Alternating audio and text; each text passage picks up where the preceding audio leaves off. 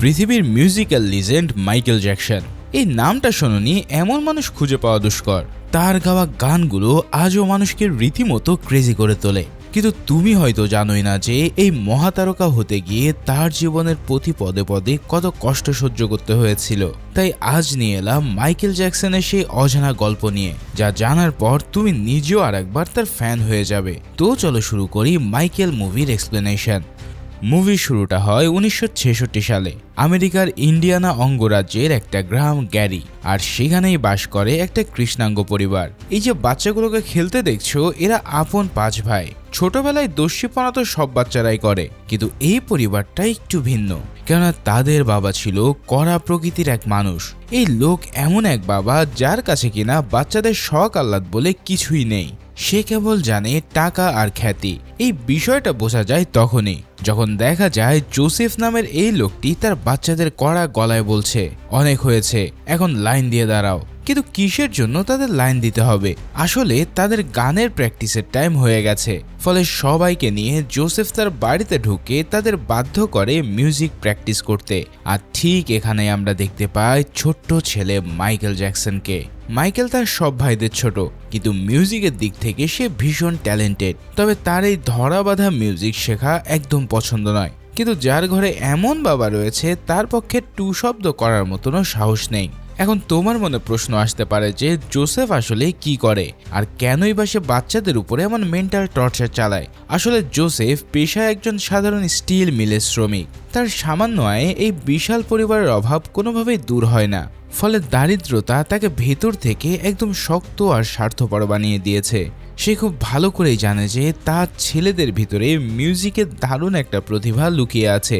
তাই সে নিজেই তার ছেলেদের ম্যানেজার বনে যায়, কারণ সে চায় এই বাচ্চাদের মিউজিককে হাতিয়ার করে সে তার নিজের ভাগ্য বদলে নেবে।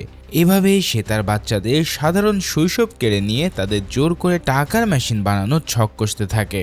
যাই হোক, প্র্যাকটিস শেষে রাতের খাবারের টেবিলে মাইকেল পুরো ফ্যামিলির সাথে একসাথে বসে। সেখানে প্লেট থেকে কিছু সামান্য খাবার নিয়ে মাইকেল আনমনা হয়ে খেলতে শুরু করে।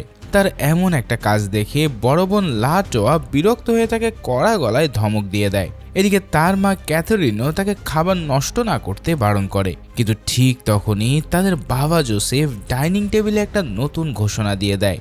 সে ছেলেদের জানায় যে ইলিনয় শহরে তাদের ব্যান্ডের জন্য কিছু লাইভ শো সে বুক করে ফেলেছে। এখন এই কথা শুনে ক্যাথরিন নিজের ছেলেদের স্কুলের কথা মনে করিয়ে দিয়ে মৃদু আপত্তি জানায়। তবে জোসেফ এমন কথায় রীতিমতো রেগে ফেটে পড়ে। সে সোজা জানিয়ে দেয় যে এই নিষ্ঠুর পৃথিবীতে মানুষ হয় উইনার হয়, নয়তো আজীবন লুজারি থেকে যায়। কারণ তারা ইন্ডিয়ানা নিতান্তই গরিব এক কৃষ্ণাঙ্গ পরিবারের সন্তান। ফলে সফল না হলে তাদের সবাইকে সারা জীবন তার মতোই স্টিল মিলে গাধার খাটুনি খাটতে হবে। তাই তো বাবার এই লুজার হওয়ার ভয়ানক হুমকিটা তাদের রাতের ঘুম কেড়ে নেয়। এরপর জোসেফ তার ছেলেদের চোখ বন্ধ করে একসাথে দেয়ালের দিকে হাত বাড়াতে নির্দেশ দেয়। সে বলে দেয় যে এখন থেকে জ্যাকি, টিটো বা মাইকেল বলে কেউ আলাদা নেই। সে তাদের সবার ব্যক্তি পরিচয় পুরোপুরি মুছে ফেলে সবাইকে একসাথে নিয়ে জ্যাকসন 5 নামের একটা নতুন ব্যান্ডের জন্ম দেয়। এরপর তারা প্রথমবারের মতন একটা লাইভ স্টেজে দর্শকদের সামনে পারফর্ম করে। স্টেজে মাইকেলের ম্যাজিক্যাল ভয়েস শুনে উপস্থিত দর্শকরা রীতিমতো চমকে ওঠে। সবার পাগলাটে চিৎকার আর হাততালিতে পুরো স্টেজ কেঁপে যায়। কিন্তু এত কিছুর পরেও তার বাবার তরফ থেকে কোনো প্রশংসায় আসে না, বরং সে শুধু তার ছেলেদের দিয়ে আরো বেশি টাকা এর স্বপ্ন দেখতে থাকে। এদিকে শো শেষ করে অনেক রাতে তারা বাড়ি ফেরার পর ক্যাথরিন তার ছেলেদের নাইট ড্রেস পরে ঘুমোতে যেতে বলে। তবে জোসেফ তাদের রেস্ট না দিয়ে আবারও একটানা মিউজিক প্র্যাকটিস করাতে বাধ্য করে। তখন মাইকেল খুব শান্ত গলায় জানায় যে সে অনেক বেশি টায়ার্ড। সে আরো বলে যে স্টেজে তো অনেক ভালোই পারফর্ম করেছে তারা, তাহলে এখন কেন প্র্যাকটিস করতে হবে? কিন্তু ঠিক তখনই তার বদরাগী বাবা চরম ক্ষিপ্ত হয়ে নিজের চামড়ার বেল্টটা খুলে নেয়। সে ছেলেকে ফ্লোরে ফেলে এবার বেধড়ক মারতে শুরু করে। বেল্টের প্রত্যেকটা জোরালো আঘাতে মাইকেল যন্ত্রণায় চিৎকার করতে থাকে। এমনকি জোসেফ তাকে বিগ নোজ বলে অপমান করে সেখানেই ফেলে রাখে। এবার ছোট্ট মাইকেল একটা অন্ধকার রুমে একা বসে ফুপিয়ে ফুপিয়ে সেখানে কাঁদছিল। তার মা দরজায় নক করে সান্ত্বনা দিতে চাইলেও সে ভেতর থেকে কোনো উত্তর দেয় না। এদিকে মায়েরও ছেলের চোখের জল সহ্য হয় না। তো তখন নিজের মানসিক ট্রমা ভোলার জন্য মাইকেল তার পোষা ইঁদুরের সামনে বসে পিটার প্যানের কমিক্স বুক থেকে গল্প পড়তে শুরু করে। আসলে সেই ছোট্ট ইঁদুরটাই ছিল যেন একাকী মাইকেলের একমাত্র নীরব শ্রোতা।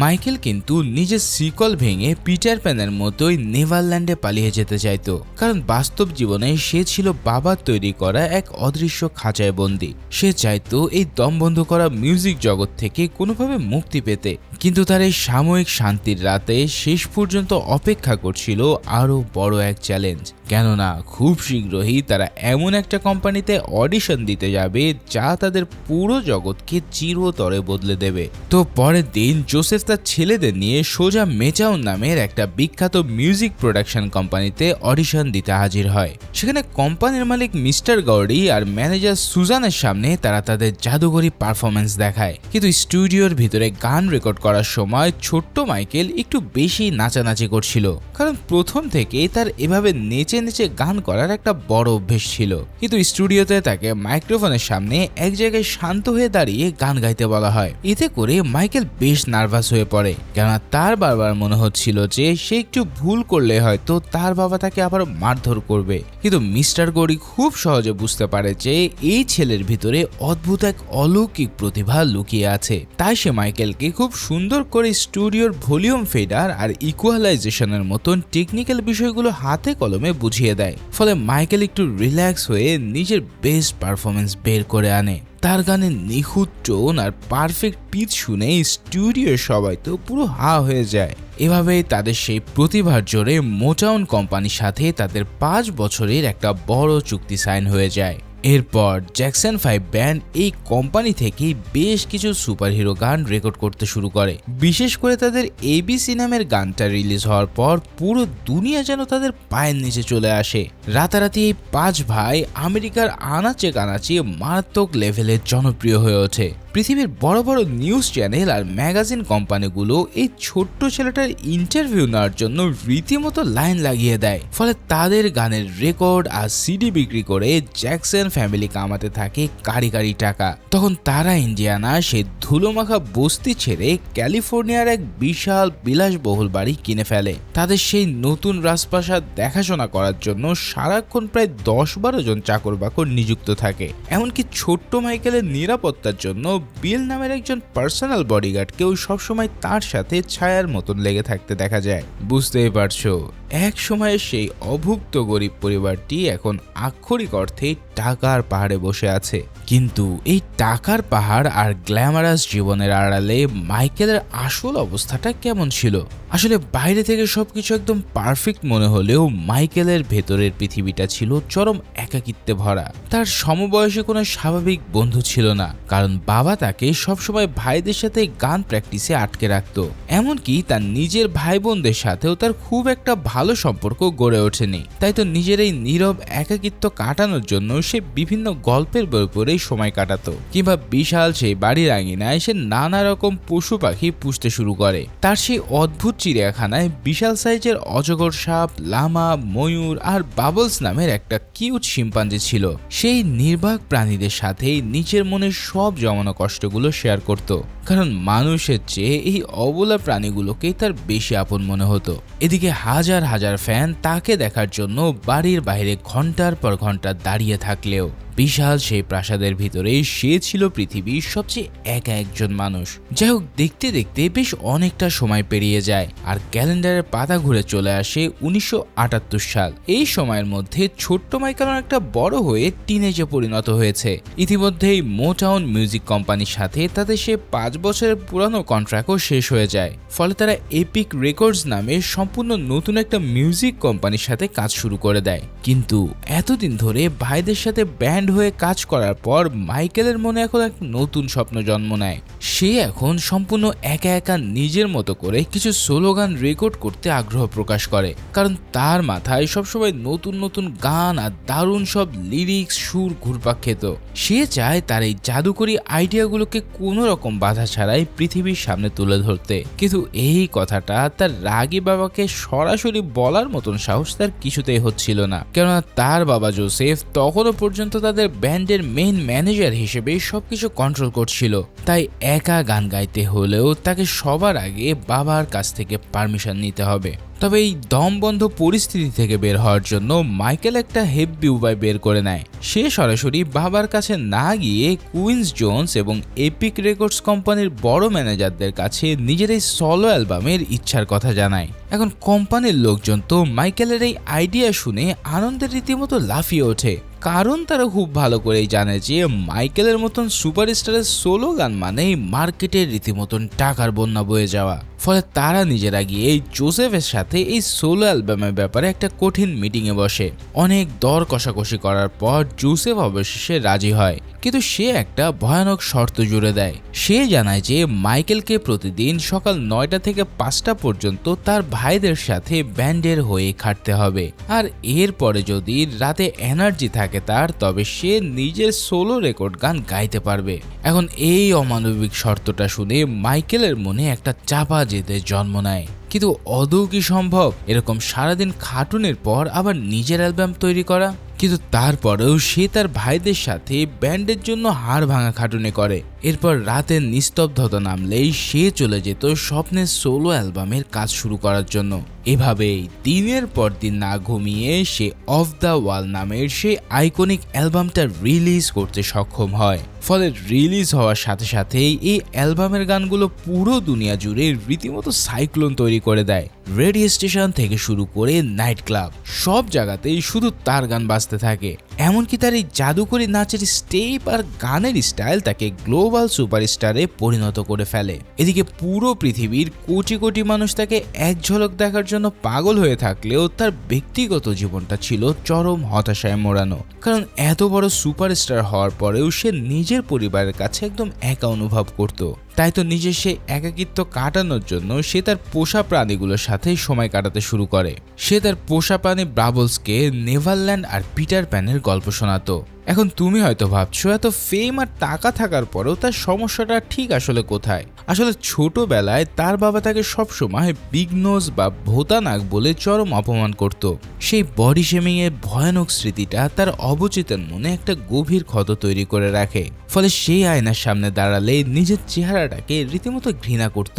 এভাবেই সে একদিন কাউকে কিছু না জানিয়ে গোপনে ডাক্তারের কাছে গিয়ে নিজের নাকের প্লাস্টিক সার্জারি করিয়ে ফেলে। কিন্তু পরবর্তীতে জোসেফ তার ছেলের এই রূপ দেখে চরমভাবে চমকে যায়। তবে সে এই বিষয়ে মাইকেলকে বকাবকি করা বদলে সম্পূর্ণ চুপ থাকে, কেননা তার কাছে ছেলের চেহারার চেয়ে ছেলের ইনকাম করা টাকার গুরুত্ব অনেক বেশি বলে মনে হয়। যাই হোক, মাইকেলের এই বিশাল সফলতার পর জোসেফের মাথায় নতুন একটা লোভের পোকা নাড়া দিয়ে ওঠে। সে খুব ভালো করেই বুঝতে পারে যে মাইকেলকে বিক্রি করে এখন কোটি কোটি ডলার কামানো খুব একটা ব্যাপার না। তাই সে একদিন পরিবারের সবাইকে ডেকে একটা জরুরি মিটিং এর আয়োজন করে। সে চরম অহংকারের সাথে জানায় যে সে তার ছেলেদের নিয়ে দ্য ভিক্টোরি ট্যুর নামের একটা বিশাল ওয়ার্ল্ড ট্যুরের প্ল্যান করে ফেলেছে। এই কথা শুনে মাইকেল খুব চমকে যায় এবং খুব শান্ত গলায় এর প্রতিবাদ জানায়। সে নিজের বাবাকে বোঝানোর চেষ্টা করে যে সে এখন একা একা কাজ করতে চায়, কিন্তু জোসেফ চরম রাগান্বিত হয়ে রীতিমতো তাকে ইমোশনাল ব্ল্যাকমেল করতে নেমে পড়ে। সে বলে যে মাইকেল নাকি এখন অনেক বেশি স্বার্থপর হয়ে গেছে, যে কিনা নিজের পরিবারের কথা একদম ভাবেই না।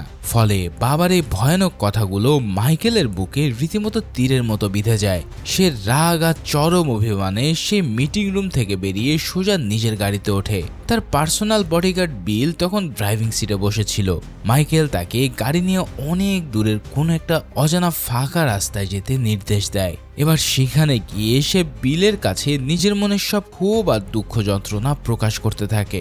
সে জানায় যে জোসেফ তাকে শুধু একটা মানি মেকিং মেশিন হিসেবে ব্যবহার করছে, যা তার পক্ষে আর সহ্য করা সম্ভব হচ্ছে না।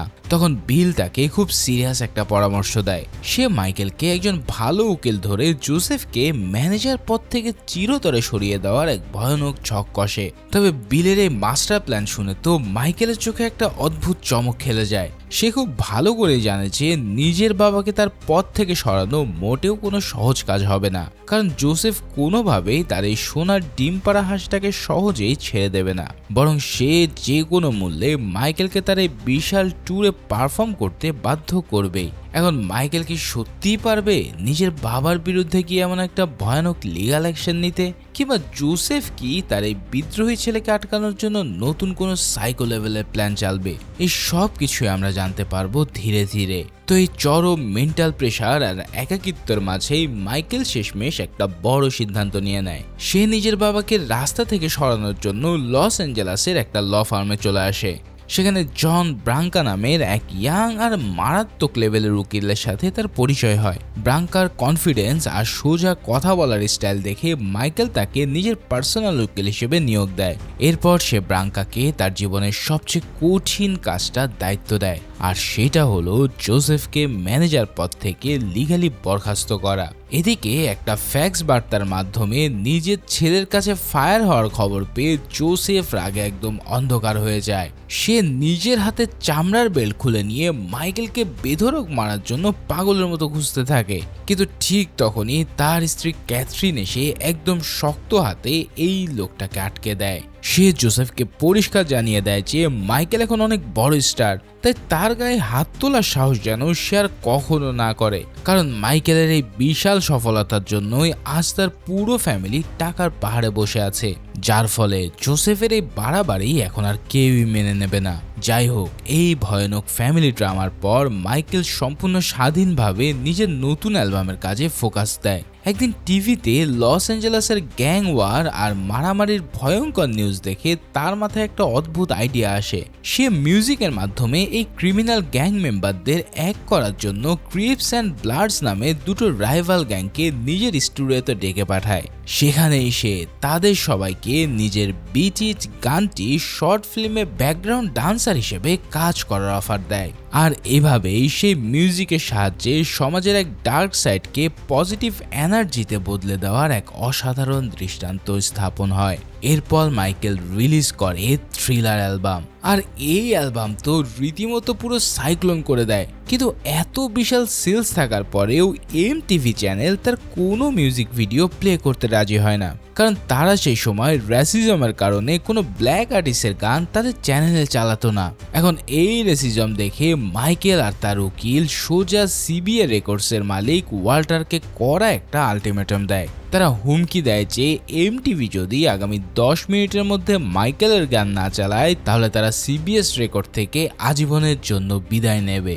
এই কথা শুনে তো ওয়াল্টারের পুরো পা থেকে মাটি সরে যায়, কেননা মাইকেল যদি সিবিএস এ না থাকে তাহলে বড় বড় কোনো আর্টিস্টও এখানে থাকবে না, যার ফলে বাধ্য হয়ে এবার সে এমটিভির প্রধানকে কল দেয় এবং জানায় যে যদি 10 মিনিটে মাইকেলের গান ছাড়া না হয় তাহলে সিবিএস আর কোনো আর্টিস্টকে এমটিভিতে প্লে করাবে না। এখন এই কথা শোনার পরে কারোরই সাধ্য নেই মাইকেলের গান না চালানো, আর হয়ও ঠিক তাই। ঠিক 10 মিনিট শেষ হওয়ার আগেই মাইকেলের সেই বিলি জিন গানটা প্লে করা হয় এমটিভিতে। আর এরপরে যা হয় সেটা তো একদম ইতিহাস। স্টেজে বিলি জিনের লাইভ পারফরমেন্স আর তার সেই আইকনিক মুন ওয়াক দেখে দর্শকরা পুরোই পাগল হয়ে যায়। চারিপাশে মানুষের চিৎকার আর হাততালিতে মাইকেলের গ্লোবাল জনপ্রিয়তা যেন আকাশ ছুঁয়ে ফেলে। কিন্তু মাইকেলের এই সাকসেসের মাঝেই তার বাবা জোসেফ নতুন একটা ভয়ানক চাল চালতে শুরু করে। সে বিখ্যাত বক্সিং প্রমোটার ডন কিং এর সাথে গোপনে হাত মিলিয়ে ভিক্টর ট্যুর আর পেপসির একটা বড় স্পন্সরশিপ ডিল করে ফেলে। এখন তুমি তো ভাবছো যে জোসেফ তো ম্যানেজার পদে নেই, তাহলে সে কিভাবে এত বড় একটা ডিল সাইন করলো? আসলে এই ডিলের প্রধান সত্যই ছিল যে মাইকেলকে তার ভাইদের সাথে এই ওয়ার্ল্ড ট্যুরে পারফর্ম করতে হবে। জোসেফ খুব ভালো করেই জানতো যে ফ্যামিলির ইমোশনের দোহাই দিলে মাইকেল কিছুতেই এই ডিল না করতে পারবে না। তাই সে পেপসির কমার্শিয়াল শুটে মাইকেলকে বাধ্য করার জন্য একটা ইমোশনাল ফাঁদ তৈরি করে ফেলে। কিন্তু ঠিক তখনই এই পেপসির শুটিং স্পটেই মাইকেলের জন্য একটা ভয়াবহ ঘটনা অপেক্ষা করছিল, যেখানে পেপসির কমার্শিয়াল শুটের জন্য তৈরি করা হচ্ছিল একটা বিশাল কনসার্ট সেট। স্টেজের উপরে মাইকেল তার সিগনেচার স্টাইলে বিলি জিনের গানের সাথে দারুণভাবে পারফর্ম করতে থাকে। চারিপাশে শত শত এক্সাইটেড ফ্যানদের চিৎকারে পুরো পরিবেশ রীতিমতো কাঁপতে শুরু করে। সবকিছু একদম পারফেক্টলি আগাচ্ছিল, আর ডিরেক্টরের চোখে মুখেও দারুণ একটা স্যাটিসফ্যাকশন কাজ করছিল। কিন্তু ঠিক তখনই মাইকেলের মাথার পিছনের আতশবাজিগুলো সময়ের আগে ভয়ানকভাবে ব্লাস্ট হয়। এবার এই ভয়ানক ব্লাস্টের ফলে মাইকেলের চুলে দাও দাও করে আগুন জ্বলে যায়। সে প্রথমে ব্যাপারটা বুঝতে না পেরে আগুনের শিখা নিয়ে স্টেজের উপরে ঘুরতে থাকে, আর মুহূর্তের মধ্যেই সেই আগুন ছড়িয়ে পড়ে তার পুরো মাথায়। এই দৃশ্যতের পর সে ফ্লোরে লুটিয়ে পড়ে ছটফট করতে থাকে। তবে বডিগার্ড বিল সবার আগে দৌড়ে গিয়ে তাকে ফ্লোরে চেপে ধরে আগুন নেভানোর আপ্রাণ চেষ্টা করতে থাকে। যাই হোক, ইমার্জেন্সি রেস্কিউর পর তাকে সোজা নিয়ে যাওয়া হয় হসপিটালে। সেখানে আইসিইউর বেডে শুয়ে যন্ত্রণায় কাতরাতে থাকে মাইকেল জ্যাকসন। এখানে ডাক্তার তার ফ্যামিলিকে পরিষ্কার জানিয়ে দেয় যে ছেলেটার মাথায় 3rd ডিগ্রি বার্ন হয়েছে, আর এই কারণে সেখানকার নার্ভগুলো পুরোপুরি ড্যামেজ হয়ে যাওয়ায় তার মাথায় হয়তো আর কখনো স্বাভাবিকভাবে চুল গজাবে না, যার ফলে এখন থেকে তাকে পোড়া দাগ ঢাকতে ব্যবহার করতে হবে নকল উইগ। তো এত কিছুর পরে আমরা ভাবছিলাম হয়তো জোসেফ নিজের ভুল বুঝতে পেরেছে, কিন্তু এই লোকটার মাথায় তখনও কেবল টাকার চিন্তায় মারাত্মকভাবে ঘুরপাক খাচ্ছিল। সে ডাক্তারের কাছে সরাসরি জানতে চায় যে মাইকেল কবে সুস্থ হয়ে আবার স্টেজে পারফর্ম করতে পারবে। চিন্তা করো, ছেলের মৃত্যুর ঝুঁকির কথা ভুলে গিয়ে এই স্বার্থপর বাবার এমন আচরণ দেখে ডাক্তার নিজেই রীতিমতো অবাক হয়ে যায়। ফলে হসপিটালের বিছানায় শুয়ে মাইকেল খুব ভালো করে বুঝতে পারে যে এই ফ্যামিলির কাছে তার জীবনের চেয়ে ইনকামের দাম কতটা বেশি। এদিকে হসপিটালের বার্ন ইউনিটে থাকা বাকি পোড়া রোগীদের চরম কষ্ট দেখে মাইকেলের মনটা একদম ভেঙে যায়, যার ফলে সে তার উকিলকে ডেকে পেপসির ইন্স্যুরেন্স কোম্পানির পাওয়া পুরো 7 ফিগারের বিশাল অ্যামাউন্টটা এই হসপিটালে ডোনেট করে দেয়। সে নিজের বডিগার্ড বিলিকে জানায় যে ঈশ্বর তাকে মৃত্যুর মুখ থেকে বাঁচিয়ে একটা সেকেন্ড চান্স দিয়েছে, কেননা তাকে এই মিউজিক প্ল্যাটফর্ম ব্যবহার করে পুরো দুনিয়ার মানুষদের হিল করতে হবে। তবে এই মহৎ কাজ করার আগে সে পরিবারের জন্য শেষবারের মতন ওই ভিক্টোরি ট্যুর কমপ্লিট করার একটা মাস্টার প্ল্যান করে। তো ফ্যামিলির এই বিশাল প্রেশার আর নিজের শারীরিক যন্ত্রণাকে সঙ্গী করেই সে ট্যুরে যাওয়ার জন্য পুরোপুরি রেডি হয়। সে মনে মনে সিদ্ধান্ত নেয় যে এই ট্যুর শেষ হওয়ার পর সে তার বাবার সাথে সমস্ত সম্পর্ক ছিন্ন করে দেবে। কিন্তু আদৌ মাইকেল কিংবা জোসেফ তারা দুজনার থেকে আলাদা হতে পারবে কিনা এখনই সেটা দেখার বিষয়। এবার মুভির কাহিনী সোজা জাম্প করে ভিক্টোরি ট্যুরের সেই বিশাল লাইভ কনসার্টে। সেখানে লস অ্যাঞ্জেলেসের ডজার স্টেডিয়ামে পরপর 6 রাত তারা দুর্দান্ত পারফর্ম করে। চারিপাশের দর্শকরা তো রীতিমতন আনন্দে কাঁপতে থাকে। কিন্তু এই ঝলমলে স্টেজের পিছনে থাকা মাইকেলের মনের ভিতরের ছকটা ফ্যামিলির কেউ বিন্দু মাত্র আঁচ করতে পারে না, কেননা সে ইতিমধ্যেই জোসেফের সাথে সব পার্ট চোকানোর সিদ্ধান্ত নিয়ে ফেলেছে। যাই হোক, কনসার্টের একদম শেষ পর্যায়ে এসে মাইকেল স্টেজের উপরে দাঁড়িয়ে মাইক্রোফোন হাতে নেয়। সে তার নিজের ফ্যানদের এবং পুরো ব্যান্ড মেম্বারদের প্রতি গভীর ভালোবাসা প্রকাশ করে। সেদিন সবাই তার কথা শুনে একদম আবেগপ্রবণ হয়ে যায়। কিন্তু ঠিক তখনই পুরো স্টেডিয়ামকে স্তব্ধ করে দিয়ে সে ঘোষণা করে যে জ্যাকসন ব্রাদার্স শেষ এবং এটাই তার ফাইনাল বিদায় ট্যুর। এখন তার এমন ভয়ানক কথা শুনে স্টেডিয়ামে উপস্থিত দর্শক থেকে শুরু করে ব্যাক স্টেজে থাকা তার ভাইয়েরা পর্যন্ত রীতিমতো শকে চলে যায়। অন্যদিকে জোসেফ তো মাইকেলের এই কথা শুনে রাগে প্রায় অজ্ঞান হয়ে যাচ্ছিল। সে নিজের ছেলের এমন চরম অবাধ্যতা কোনোভাবে মেনে নিতে পারছিল না। লোকটার অহংকারে জোরে সোরে একটা আঘাত লাগে। ফলে কনসার্ট শেষে সে পাগলের মতন মাইকেলের দিকে ছুটে গিয়ে চরম ধমক দিয়ে বলে যে তার পারমিশন ছাড়া এই ট্যুর কিছুতেই বন্ধ হবে না। তবে মাইকেল এবার আর সেই ছোটবেলার ভীতু ছেলেটার মতো চুপ করে থাকে না। সে সরাসরি জোসেফের চোখের দিকে তাকিয়ে শান্ত গলায় জানিয়ে দেয় তাদের সম্পর্ক এখানেই চিরতরে শেষ। এভাবে 25 বছরে সেই শিকল ভেঙে মাইকেল নিজের সত্যিকার স্বাধীনতা ছিনিয়ে এনেছিল। সে নিজের বাবার সেই অদৃশ্য খাঁচা থেকে সম্পূর্ণ মুক্ত হয়ে যায়। তার চোখে মুখে এখন এক কাজ করে অদ্ভুত প্রশান্তি। তাই তো সে আবারও সেই বিশাল স্টেজে একা ফিরে গিয়ে নিজের আইকনিক ব্যাড গানটার সাথে এমন এক জাদু করে পারফরমেন্স দেয় যা পুরো দুনিয়াকে তার পায়ের নিচে এনে দাঁড় করায়। ইন্ডিয়ানার এক ধুলোমাখা বস্তি থেকে উঠে আসা সেই অভুক্ত ছেলেটি নিজের ট্যালেন্ট আর জেদের জেরে প্রমাণ করে দেয় যে ইচ্ছা থাকলে শূন্য থেকেও পুরো পৃথিবীর রাজ করা যায়। আসলে মাইকেল জ্যাকসনের এই গল্পটা শুধু একজন সিঙ্গারের সফলতা নয়, বরং এটা ছিল চরম ট্রমা আর একাকিত্বকে জয় করে নিজের ভাগ্য লেখার একটা জীবন্ত ইতিহাস। মুভিটা মাইকেলের অর্ধেক জীবনে এসে শেষ হয়ে যাওয়ার কারণে সেকেন্ড পার্ট আসার সম্ভাবনা খুব বেশি। তাই সেকেন্ড পার্ট আসলে অবশ্যই সেটা নিয়েও আমি হাজির হয়ে যাব। সেই পর্যন্ত তোমরা সবাই ভালো ও সুস্থ থাকো। ধন্যবাদ।